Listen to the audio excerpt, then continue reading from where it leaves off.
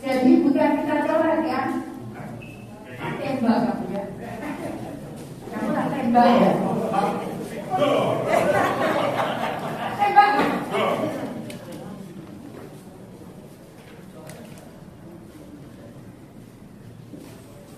Kata-kata itulah yang sering kamu jadi fitnah.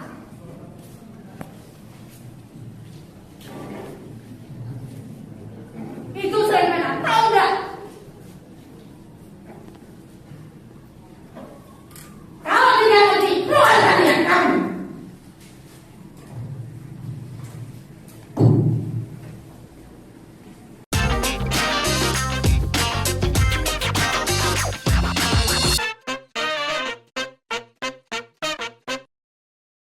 Saya lama tinggal di Surabaya dan mengikuti dari waktu ke waktu perkembangan di Surabaya. Kalau boleh saya jujur, dulu Surabaya itu kotor dan semrawut. Pedagang kaki lima ada di mana-mana, bahkan di jalan utama. Mereka seperti tidak terurus dan merusak pemandangan orang yang berkunjung ke Surabaya. Di sepanjang kali di Jagir, banyak gubuk-gubuk liar yang dijadikan bahkan tempat transaksi seksual kelas menengah bawah. Kalau kita lewat pinggir kalinya, maka kita akan lihat serombongan orang yang mandi, nyuci, bahkan buang air besar di sana. Teman-teman saya kalau mampir ke Surabaya, pasti minta diajak jalan-jalan ke Doli, tempat pelacuran yang gosipnya terbesar se-Asia Tenggara. Mereka ke sana sekedar untuk nonton pameran gadis-gadis pelacur yang dipampang di ruang kaca warna-warni yang bisa dilihat dari pinggir jalan.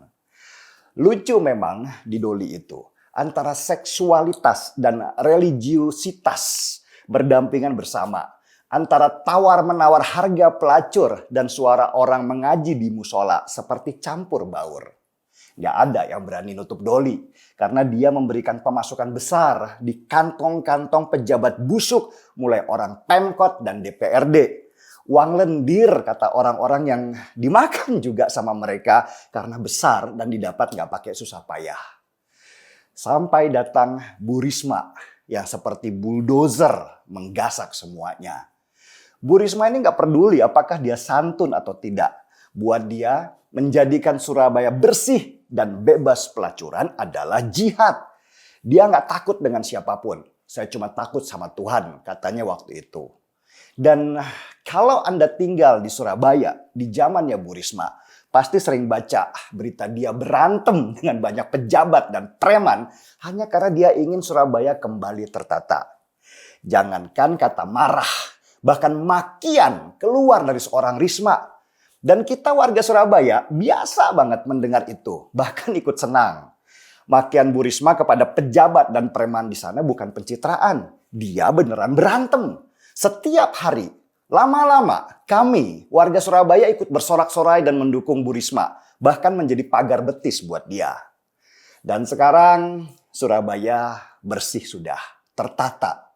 Doli, tempat pelacuran terbesar se-Asia Tenggara itu musnah. Dan sekarang jadi tempat bisnis semata.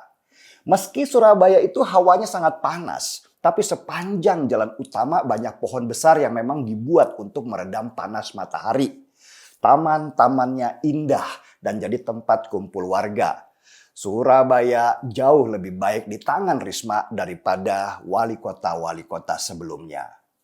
Jadi ketika Bu Risma menjadi mensos dan ada videonya yang viral karena dia marah-marah. Saya sebagai orang Surabaya ya senyum-senyum aja. Ya begitulah Risma, dia memang pemarah.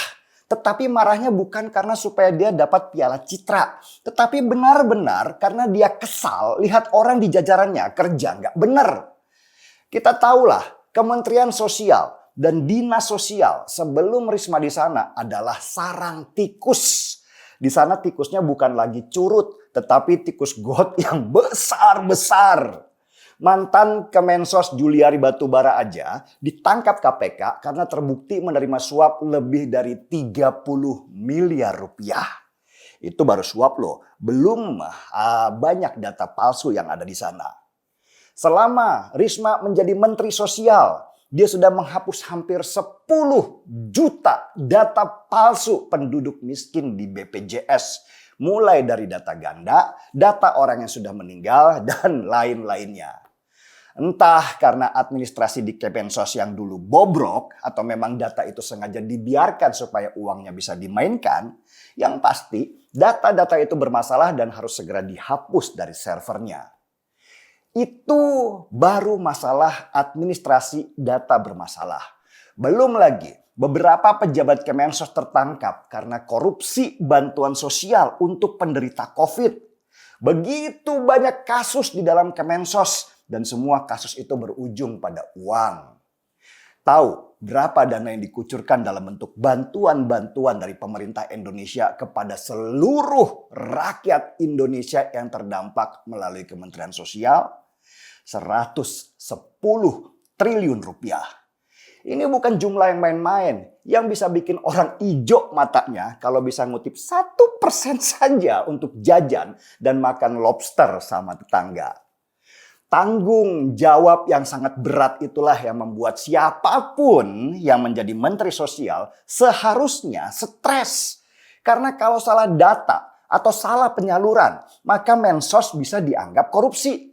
Padahal bisa saja itu bukan salah menteri, tetapi salah dinas sosial yang memainkan data.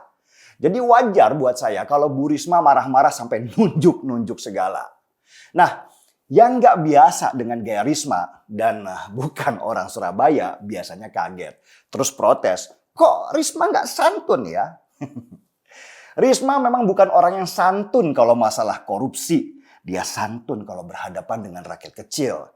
Dia bisa ngamuk sama dengan ngamuknya seorang ibu ketika tahu uang jajan anaknya yang cuma sedikit itu dipalak oleh preman.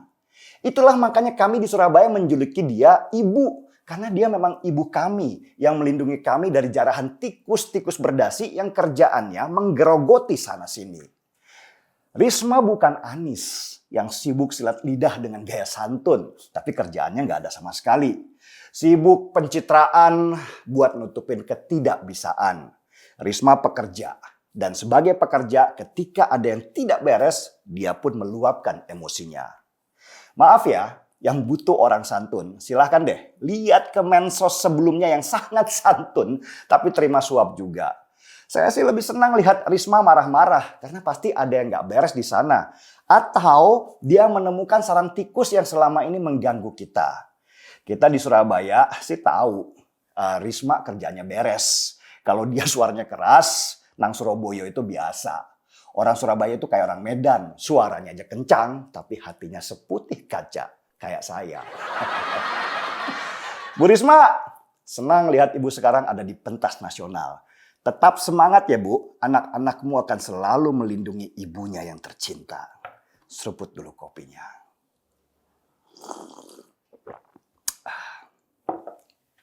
Marki bohong, mari kita bongkar semua. Saya Denny Siregar, kita di acara Timeline.